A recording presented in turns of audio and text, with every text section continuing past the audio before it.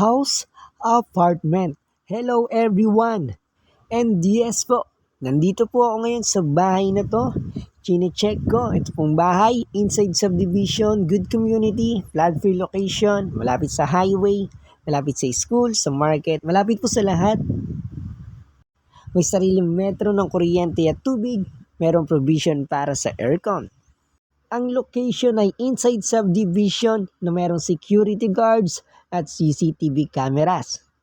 Maganda yung bahay, maganda yung location. And yes po, up and down, 2 bedrooms and 1 bathroom. Hello everyone, so yun nga, dahil biglaan na naman yung pagdating natin, biglaan nating nabisita para hindi masayang yung pagpunta natin, kuha na natin ng sample ng pictures, mga video, kunin na natin yung details para alam na natin. So para mas maganda, hayaan nyo next time, babawi na lang ako sa inyo. Maraming salamat nga po ulit. House apartment, up and down, 2 bedrooms, 1 bathroom sa Bacoor City, Cavite. Ang location sa Bacoor City, Cavite. So yun lang guys, maraming salamat ulit.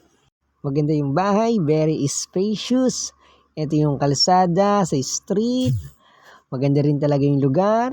Ayan, so yun lang po. Maraming salamat po. Thank you.